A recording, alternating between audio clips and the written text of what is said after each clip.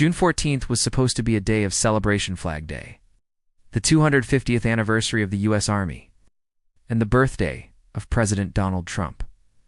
But instead of unity, the nation is bracing for something else entirely: defiance. While President Trump prepares to preside over a grand military parade in Washington, D.C., a spectacle draped in red, white, and blue, thousands of Americans in nearly 2,000 cities are planning something very different.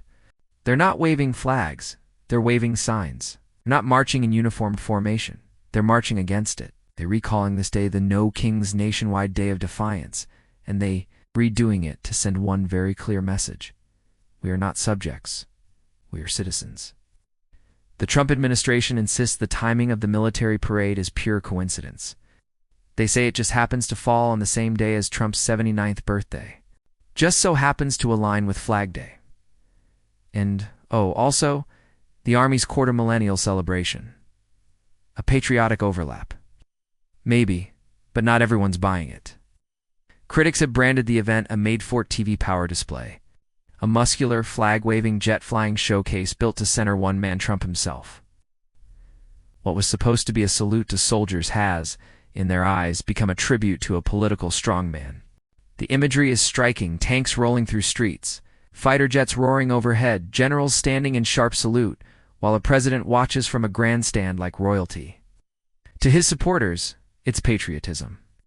To his opponents, it's something far darker, an echo of regimes past: spectacle, dominance, control, and whether planned or not. The date couldn't feel more deliberate.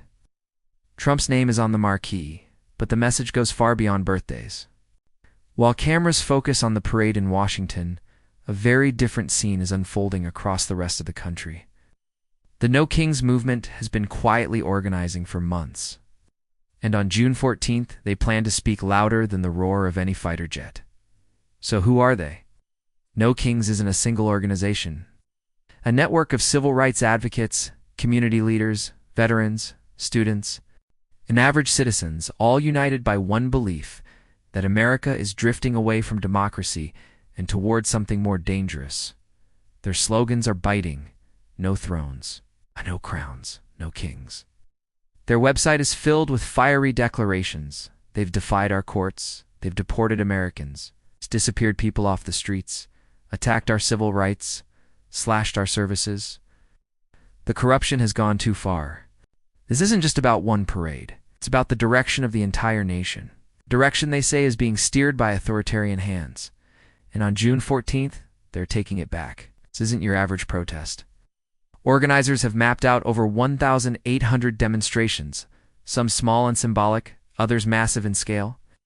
From New York to Los Angeles, from rural towns in Iowa to major urban centers like Chicago and Atlanta, the No Kings message is being broadcast across the nation.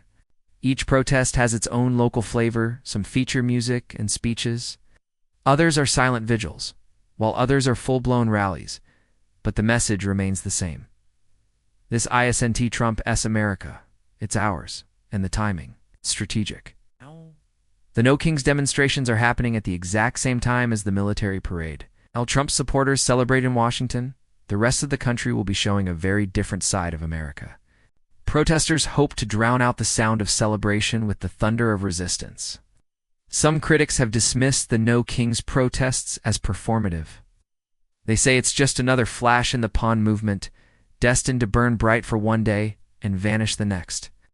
But others believe something deeper is building, a national awakening. They point to the scale, to the urgency, to the fury, and to what came before.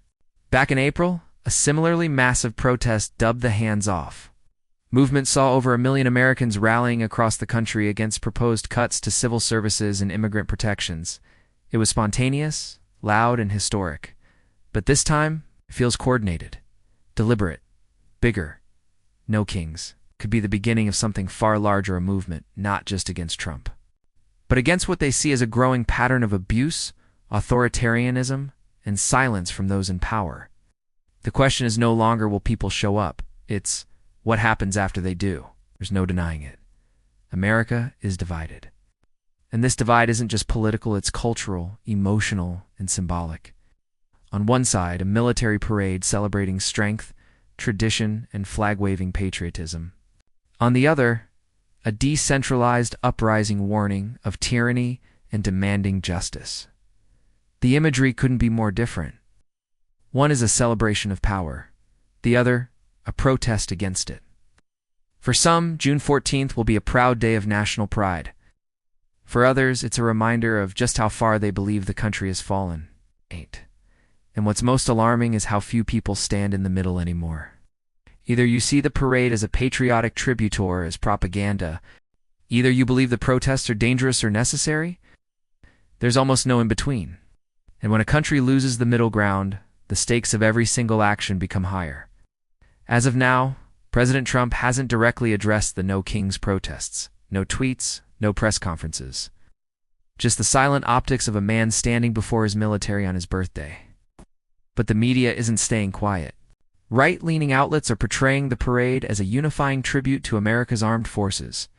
They praise Trump for honoring soldiers, upholding tradition, and standing tall against dissenters. In their view, the protests are ungrateful, divisive, and even dangerous.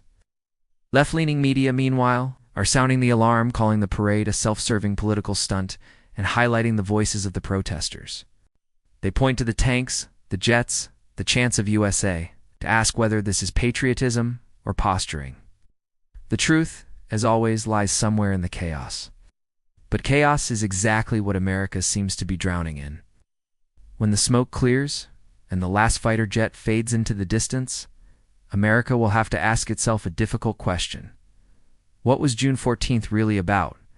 Was it a proud celebration of military history, a moment of unity beneath the stars and stripes?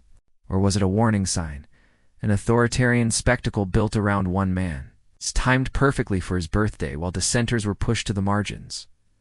Or maybe, it was both. Because maybe that's what America is now, a nation split in two stories. Living on the same calendar, but in different realities. One story, written in flags and salutes, is the other, in cardboard signs and chants for justice. And while one man's birthday parade unfolds in front of cameras, a nation of protesters will write their own chapter without thrones, without crowns, without kings. Guess this isn't just about Trump. It's about who gets to decide what America stands for. And on June 14th, that question won't be answered in Washington. It'll be answered in the streets.